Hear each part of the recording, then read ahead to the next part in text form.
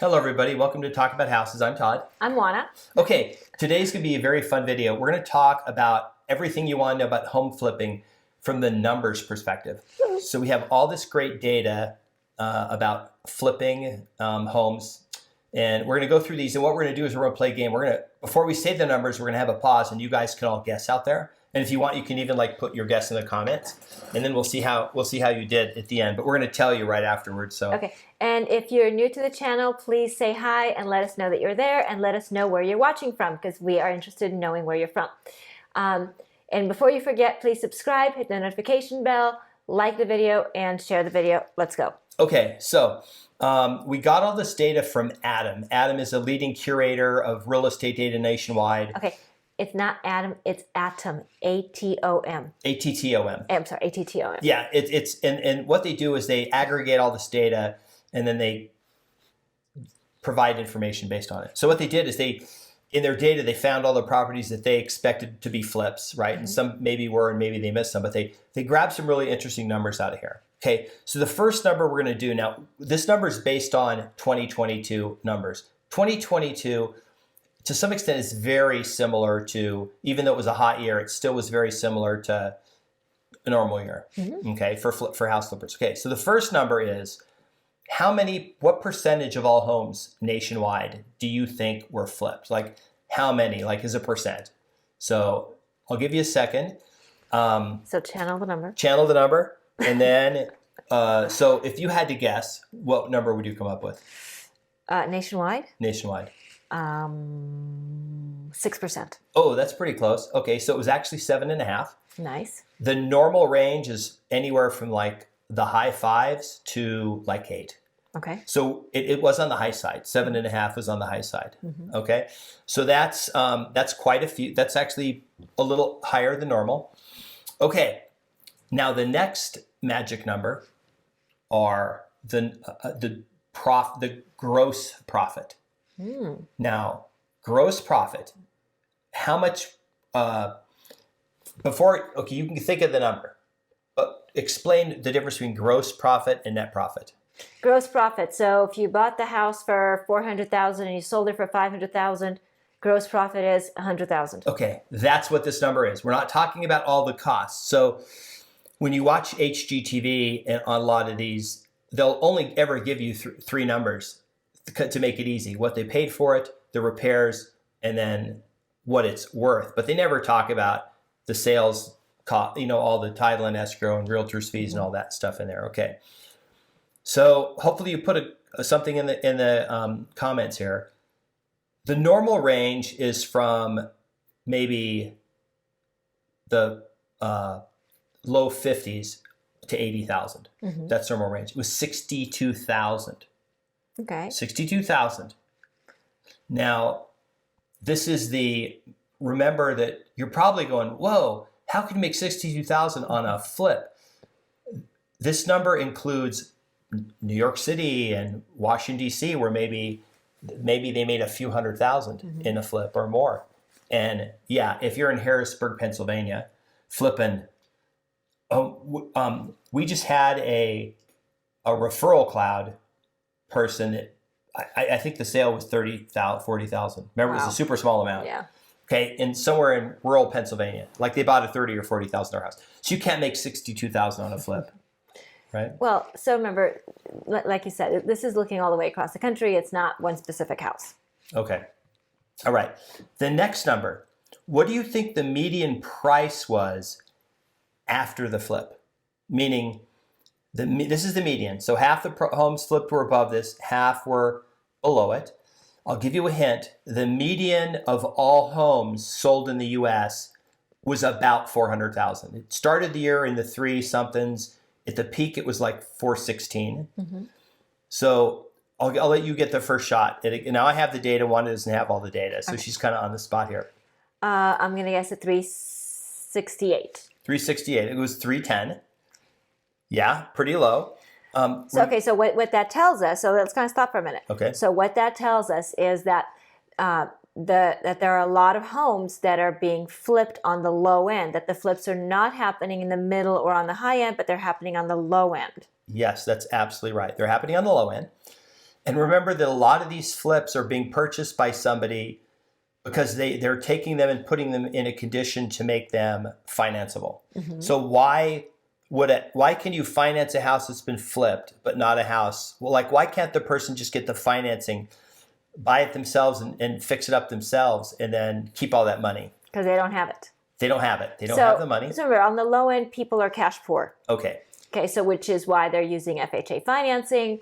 And so that's a very low down payment. They don't have the cash to fix it. They don't have the cash to update it, upgrade it. And then the house may not even qualify for FHA financing, depending on what repairs it needs. So maybe it needs a new roof. So it would not qualify for FHA financing, and it's an existing condition.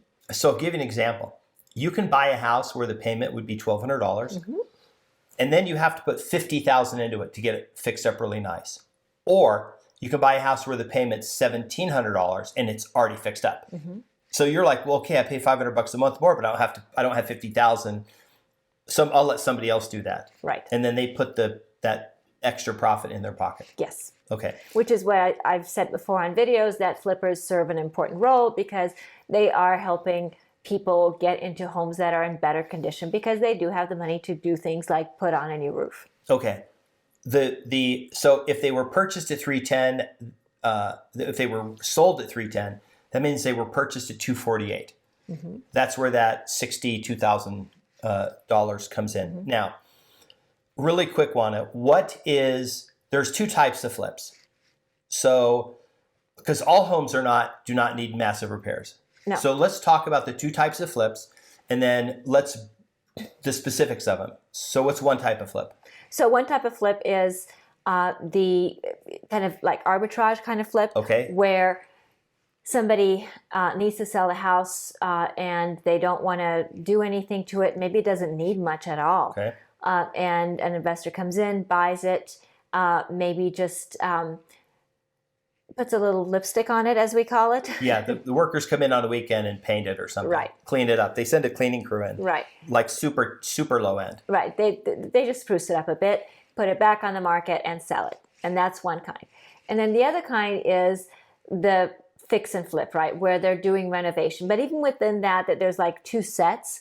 There's one where there's major renovation where, like I said, they put on a new roof, they gut the bathrooms, they add a bathroom, they gut the kitchen, they move a wall, they do major renovations. Or the fix and flip, which is kind of somewhere in between the just paint and carpet and the major renovation, where they do the paint and carpet, maybe they do a little updating and upgrading, but not a complete redo. Okay. The next thing we're going to go through is the metro areas with the highest rates of flipping. I like that. This is a fun one. I'll just read through them. Phoenix, Arizona had the highest, 13.7%. That's huge. That's like 1 in 7 homes. Right, which I think is really interesting because Phoenix is similar to Las Vegas in the sense that it has relatively new real estate, compared to places in the Northeast, right? So it has relatively new real estate. So the fact that there's so much flipping there, I think, is interesting. Okay. Spartanburg, South Carolina. That's interesting. Okay, 13%. Okay, there, of course, they will have older homes there, right? The South. Atlanta, Georgia, 13%. So Atlanta has, they've had a shift in demographic, and they've had an influx in people, and I think that's part of what's caused this urban renewal, so to speak. Yeah.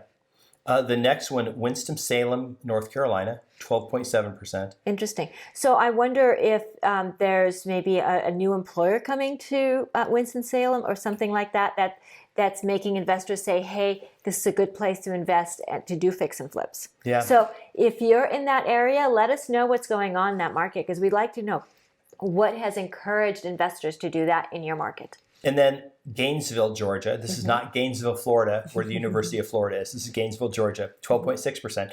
What's interesting is 4 of these are in the South. Okay, these are North Carolina, South Carolina, Georgia is the South. Right. These are net population gain states, just like Arizona is. It's a net population gain state.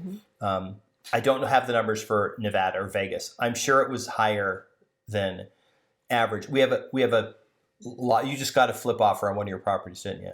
It was a flipper. Yeah. We're pretty sure it was a flipper. So they're still really active. But what's interesting to me is that it's the small and medium flippers that are super active right now, not the big ones. So what I mean by that, these are people who flip somewhere between maybe 20 to 50 properties a year, not the people who flip 100 or more properties a year. So I think that's what's really interesting, that the big boys have kind of taken a breather, and they're letting everybody else play. Okay. Now we're gonna do the 5 markets with the largest ROI. What's an ROI, Juana? Why do we care about ROI? It's the return on investment, and we care because this is the money that our money makes. Okay, so let's say that the total time from acquisition to sale is 6 months, and you're making a 20% ROI on each one, not gross, like net. You're netting 20%. Why is that good if you can flip a house in 6 months? That is awesome. Okay, because you're putting your money to work, and your money's making more than what is being eaten up by inflation. And then you're also, because it's only taking you 6 months to do that, and if you can use that money twice to do it, so essentially, you're making a lot more over the course of a year. Yeah, you're making 40%. If you could do 220s, you're making 40. Well, so you're actually it's not an annual rate; it's the amount you make. Right, you're actually making more than 40 because it's incrementally more. It's incrementally more. So you're making 42% or whatever the number is. You're making a little more. Okay. Given that in mind, in these percentages, as a general rule, 25% is sort of the number people look for. But we're going to go over 5 markets with the highest numbers. And these are going to surprise you, especially the first one. Buffalo, New York. Seriously? The median return was 121%. Now, I'm in the wrong market. These people are buying these very old homes that are very inexpensive, and they're fixing them up really nice. And they're getting a huge premium for them. They're doing substantial repairs to these things, okay? So it takes a lot of money to make these happen. So now that I've said that, you're probably focused in that little band of kind of, call it the lower Northeast states, that where it has towns that are demographically similar to Buffalo. They have to be older towns that were maybe 50 to 100 years ago, they were big deals, and maybe not so much now, right? So you have a lot of older housing stock that can be acquired pretty cheap and then fixed up. Because people that live there still desire to live in nice homes. They don't want to live in it. Just because your house is built in the 20s doesn't mean it has character. It means it's old, right? Right. And you still want that new bathroom. You still want that new kitchen. You still want that new heating system. You still want the comforts that come with living in the current era. Pittsburgh, Pennsylvania, 116%. Wow. It was just Buffalo beat it out by a little. They're in the state, they're the same type of market. They're both pretty large cities. Next is Scranton, Pennsylvania, 88%. Right? Nice. So we're still in that little band. You could connect all these and drop a dot between them, and you're probably not that far apart. Reading, Pennsylvania, 86.7%.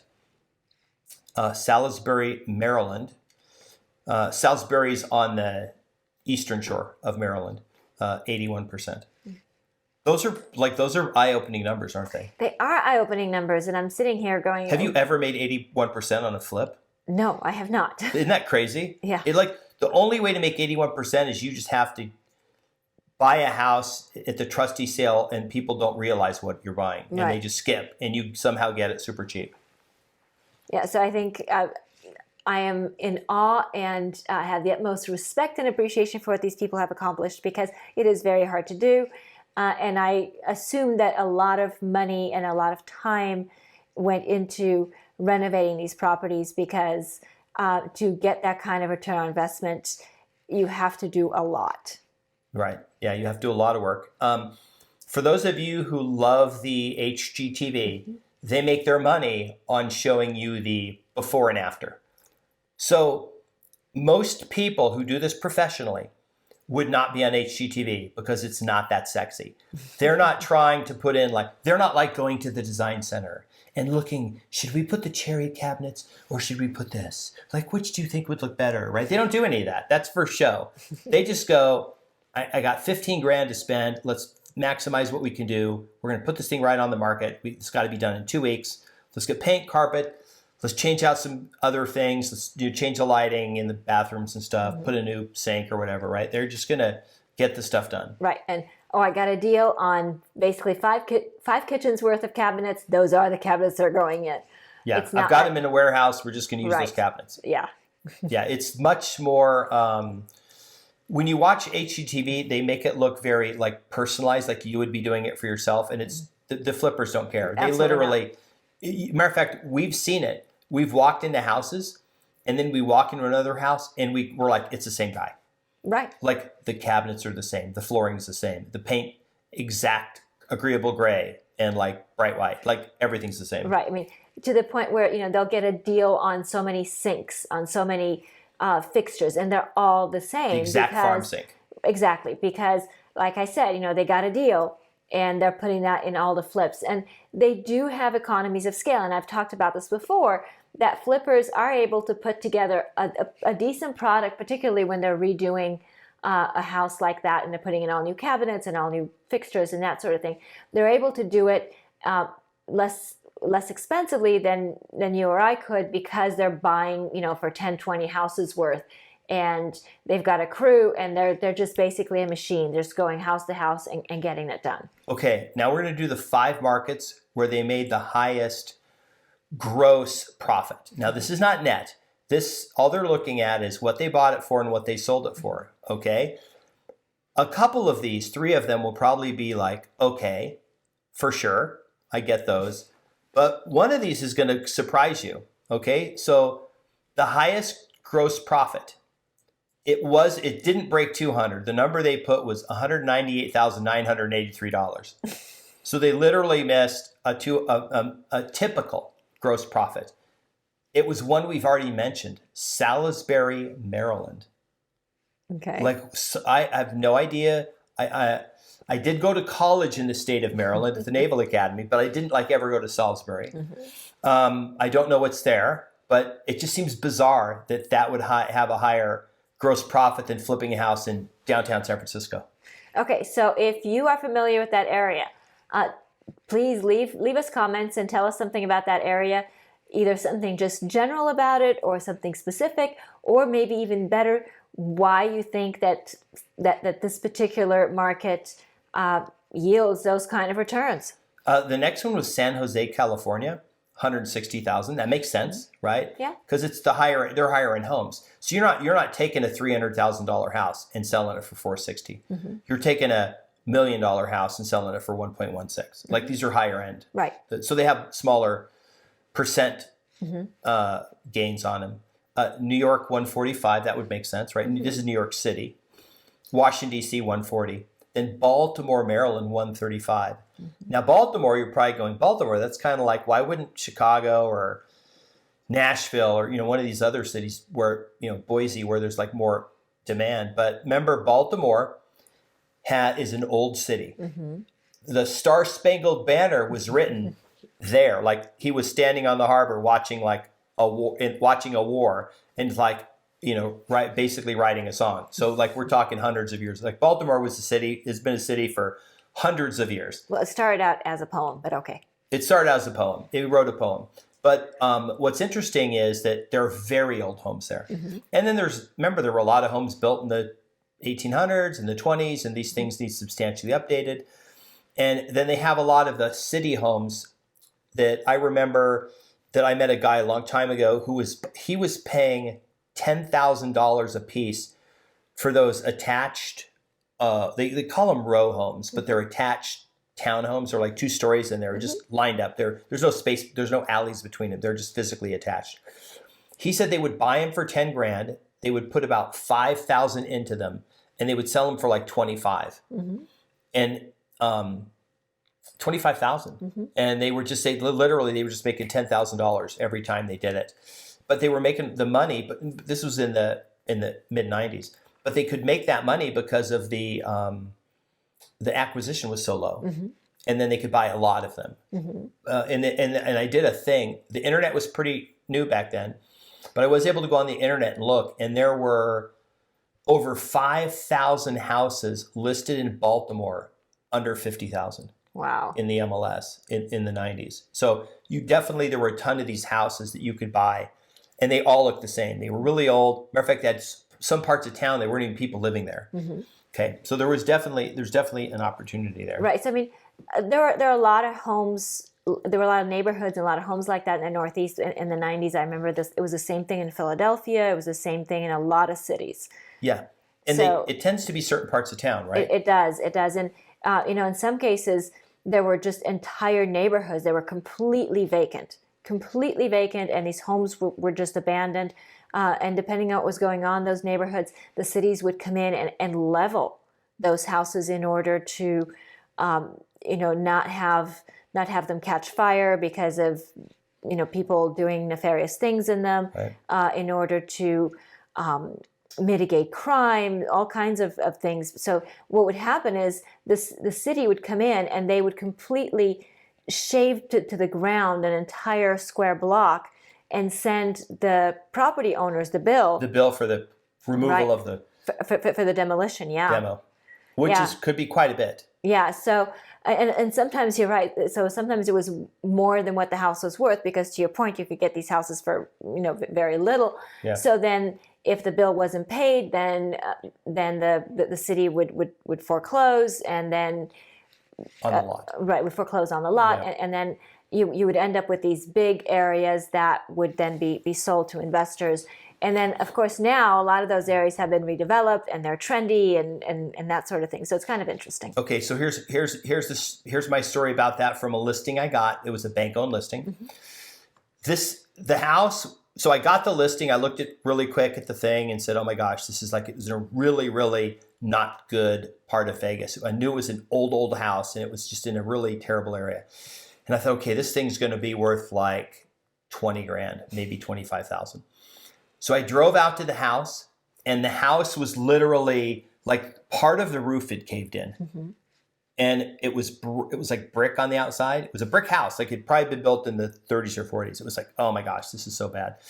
So I did a BPO, broker price opinion, to send to the bank. And I told the bank it was worth, I think what I said was that the structure value was 20,000, but then I comped it at 15. And they said, "Hey, why are you comping it at 15 if you're saying it's for 20? I said, "Because it's an uninhabitable. It's cost you $5,000 so the lot's worth 15,000. Mm-hmm. The house is, you have to get rid of it because you can't use it. It's not inhabitable, right?" So I get a phone call from the city saying, "Hey, your house is, we're gonna demo it. We're gonna scrape it because it's, whatever." And I go, "Well, it's not my house. I'm just the agent for it." And I don't think we had a sign out in front. Maybe we had a sign. I don't know. But this is what he said. So I decided like 2 days later I was going to drive over there when I was checking out properties. And I drove by there. And I kid you not, there was, those green dumpsters they put in front of that on the street, mm-hmm. when you're doing a rehab and they throw everything in it? Well, there was a massive one of them. The house was in it. Like, not like sitting in it. It was like demolished, and you could see that it had been the house. Mm-hmm. Bricks and pieces of wood. This dumpster is the biggest dumpster I swear I've ever seen in my life. And it wasn't a very big house. And they literally, the lot was, they scraped the lot. Well, and that made your lot worth more money. It made it worth more money. And then we just literally put it in the MLS as a lot sale for, I think, 15,000. Sold within a week or something. It was pretty funny. Okay. Now we're going to do where they made the least amount of money, the 5 cities. Now there's a population criteria. They didn't look in, at Mercedes, Texas, right? Of maybe 12,000 people. They had to have a minimum number of people. Maybe it's 50, 100,000 or whatever, right? Before they did it. Okay, here they are. Some of these will surprise you and some of them won't. Mm-hmm.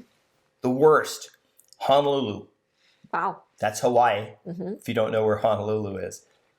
The average flip was a loss of $2,200. Wow. So people flipping houses, losing money, not a good place for professional flippers to be. Well, then they weren't very professional because they would have known that they were going to lose money. That's right. So, but I think part of the problem with Honolulu, Hawaii is that materials are so expensive there. Yep. Because everything has to be brought over, and that's expensive. I think another thing is that they've got they don't have a lot of population movement, so I think that's part of what's happening there. Well, remember, these are gross. These are gross profits. So if you spent $10,000, you lost $12,000 because this is just the sale price to the acquisition price. This is really bad. That's a major fail as an investor when you can't even sell it for what you bought it for. That's like that's pretty bad. Okay, Jackson, Mississippi, they lost money, $900 on average. Okay. And remember, that's just the acquisition to sale.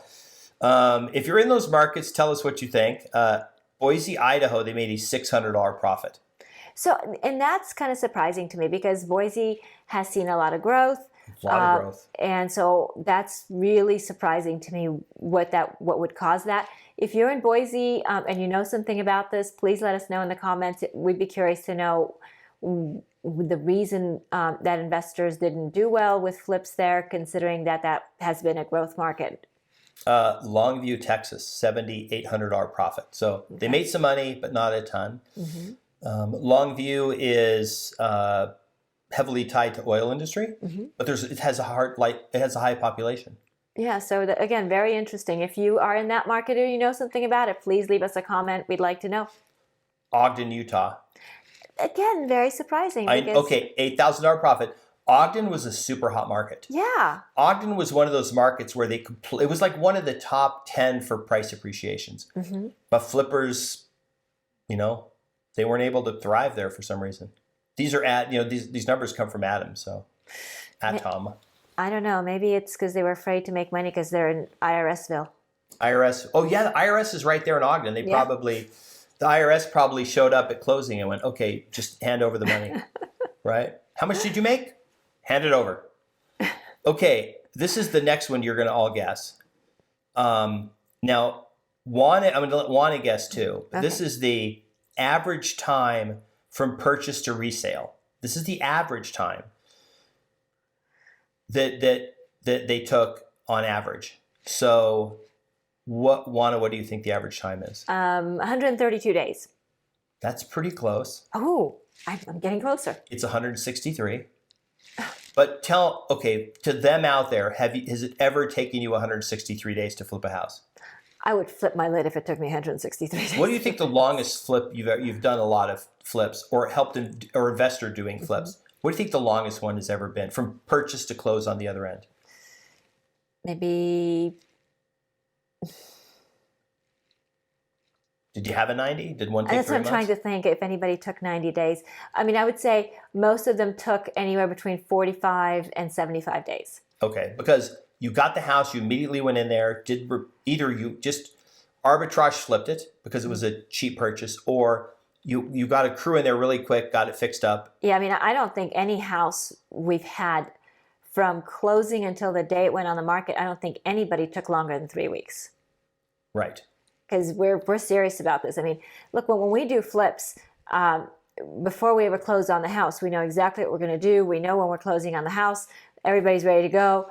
The minute that we close on that house, there's a crew in there. We're rocking and rolling because every day that house is not sold is lost opportunity for the next flip because the investor needs that money for the next flip because the investors that we work with are not, they're not BlackRock. They don't have a never-ending source of funds, right? Yeah.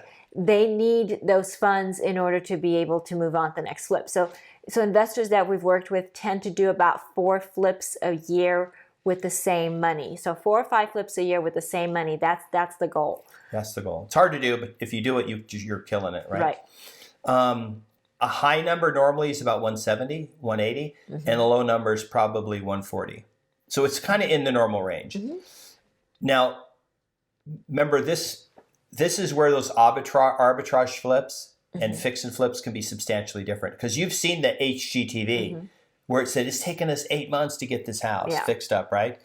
And because we had to wait for a structural engineer to put a beam right? Have you ever seen one beam, but a structural engineer had to do it, and it was a 2-month delay. Right. So, to be fair, the fix and flips that I've been involved with, or that I've been involved with investors, have been very minimal. They've been things like paint, carpet, some minor repairs, maybe a minor roof repair, or some minor bathroom repair, but no complete renovations. Okay. The next stats we're going to do. Now, this is by county, not by city. This is by county. So there'll be some overlap. These are the 5 highest percentages where there were home flips, okay? And I'm going to read through the list, and then you're going to notice a trend here, okay? The highest county, Franklin County, Georgia, 19.7%. Clayton County, Georgia, which is outside of Atlanta, 19.4%. Hopkins County, Texas, which is east of Dallas, 19.3%. Meriwether County, Georgia, which is south of Atlanta, 19%. And Lumpkin County, did I pronounce that right? Lumpkin County, Georgia, north of Atlanta, 18.4%. Now, I can make fun of people from the South because I got my master's degree at the University of Alabama. So I'm very familiar with the South. I did spend quite a bit of time in the South. We have four of the top 5 counties are in Georgia. It's literally Georgia. Georgia is like the flipping capital of the world. The most investors bought. Like Georgia's literally like this sort of petri dish of flippers and investors. Well, but what that tells me is that Georgia was a good deal. Georgia was a good deal. Yeah, Georgia was a good deal, and they saw the opportunity for growth, and they saw the opportunity to purchase homes reasonably, be able to renovate them, and turn them back over to an end user, and that's a good thing. And Georgia was one of the markets back during the housing crash. It was one of the top maybe 5 or 6 with bank-owned homes because you had Nevada, Arizona, California, and Georgia were probably the top 4. And then you had a lot of Florida and then parts of Texas. But really and then Colorado was probably in there too somewhere. Those were the biggest ones. Right. So that's sort of weird. That was literally outside of Dallas and outside of Atlanta is where all this flipping is taking place. Okay. So now, what I'm sensing out of that is that there's some housing stock there that has been renovated, and it's a good place for people to live, and that people can afford the increased price in housing that results from people putting in, all the work and all the materials to renovate the properties. Right. Okay.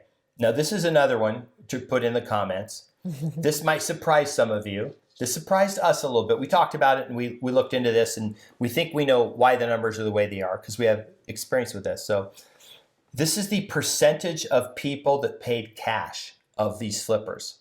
Okay. These are what percentage? So obviously it could be 100 on the high end, it could be 0 on the low end. You can take your own guess. And Juana, what do you think? So I'm going to be lazy. Okay. I'm going to say 40% because 40% of real estate out there is owned free and clear. Okay. So it's 63%. Okay. Now, that actually struck me as being low because I think all of the cashes that we have been involved in have been investors buying all, like cash, pretty much. Right. Not all, but most, by far.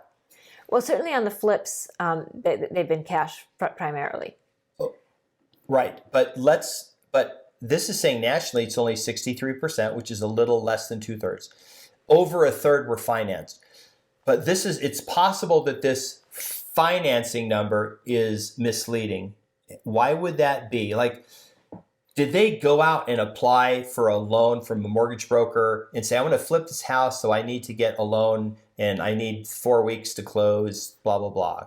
So I don't think so. I think what they've done is one of two things. One, they've gotten a hard money loan. Okay. So what does a hard money lender do when he loans money on the house? It's super short underwriting. He just goes, here's the money, here's the interest rate. I want to smoke a deal on my ROI. Right. So a hard money lender is basically kind of like borrowing from your Uncle Sal, right? It's somebody that is loaning you money for a short period of time at a higher interest rate than you'd be able to get at a bank. but you get approved like almost instantly, and the money's at title. Let's go. You can close. Okay. And they record a deed of trust. Absolutely. Which is why they think it was a loan. Mm-hmm. It is sort of a loan. It's a third party putting money into the deal. Right. They just see a deed of trust and go, that's a loan. Right. Okay. The other thing is that if there could be, you could be buying the property and then getting an equity line of credit right back on it. Okay. So you bought it cash, and then you get an equity loan on it against the property. And again, they're recording a deed of trust on that. That's possible. So that you can suck the money back out, and you've got the money for the renovations. But I would say over 90% of these, the person getting the offer is told it's cash. Right. Like, I'm going to close in 3 weeks with cash. I don't have a financing contingency. That doesn't mean they went out and borrowed money. But when they show up at closing, there's cash at closing. Right. It's not all their cash, though. No. So it's really typical, particularly when you're getting money from, when you're getting an offer from flippers, that they'll say it's an all cash offer, and then you end up with some sort of a document like a week before closing going, oh, by the way, we're getting a hard money loan. But there won't be an appraisal. There won't be a lot of the other things that go with having a loan on the property. And the sellers, for the most part, don't care because there's not a contingency. Right. It's not like you could say, oh, well, remember I said I was going to get a loan, I didn't get it, so I want out of the deal. Right. So sometimes what the flippers will do is they will maybe borrow the full purchase price of that property that they're acquiring from a hard money lender, and they'll use other properties that they own as collateral in order to generate that hard money loan. So they'll do all kinds of different things to be creative and make that happen. And generally, these hard money lenders are people that they've worked with before, and it's a relationship that they have, and this works pretty well. Okay, so let's give a quick example, and then we'll just use round numbers. I'm buying a house for $200,000. That's Yes. what I'm paying for the house, but I only have $150,000. I need $50,000. So I go to hard money lenders, say I need $50,000. So you're going to give me $50,000. So what are some ways you can structure this so that the $50,000 guy makes some money out of the deal? Like what are some ways that typically this is put together? Right. So they'll either just say, okay, here's $50,000. I want it back within 180 days, and within 180 days, you're going to give me back maybe $65,000, something like that. Okay, so you don't have to make any payments along the way. You just have to pay off the whole thing within that time frame. That's one way of doing it. Okay. Another way is to make payments like you would on any loan. That's another way to do it. 1% a month. Right. Whatever. Another way to deal with it is have an equity position in the house. Okay, so that's an interesting one. How does that work? So it doesn't have to be 50-50, right? So it can be, I own, 75% of the house, and you own 25% of the house. And then when we sell the property, then we have some sort of agreement on how we divide the proceeds. Maybe the way we divide the proceeds is that the first thing that happens is your end gets paid off, and then there's some sort of an equitable split of any profits, or maybe we split all profits. So it depends on how it's structured. Everybody's situation is different.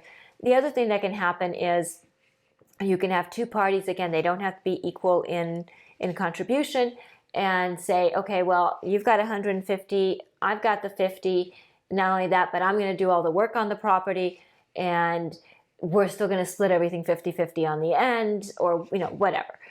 So it can be structured any number of ways depending on the relationship and what you can work out. Right. Yeah. Flipping like real estate is local to the market. There are nuances to the market, the way homes are flipped, the type of financing that exists in those markets.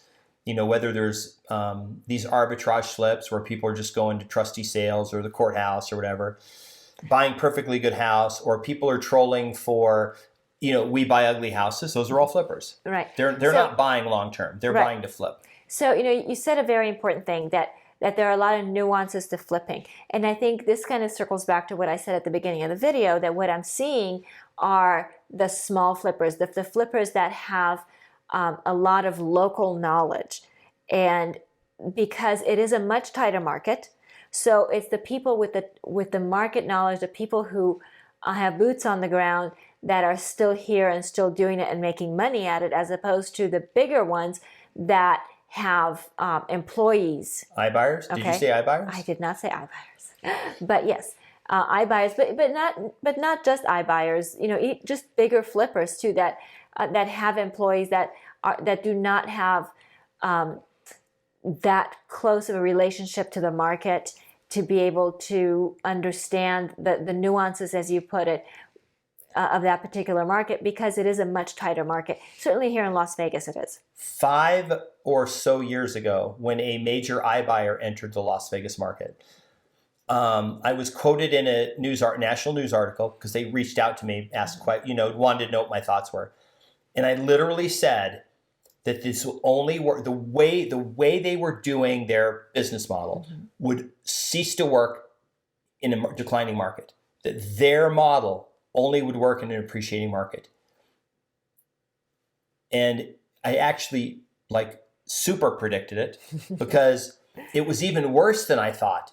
They were so bad, they were losing money in 2021, even in an increasing market, because they just, like Wanda said, they didn't have actual market knowledge. They were just paying employees who were being incentivized to buy these houses and overbid for the houses. And then they were taking so long and putting too much money in them, and they couldn't sell them for, either their price was too high and they had to come down because of appraisal or whatever.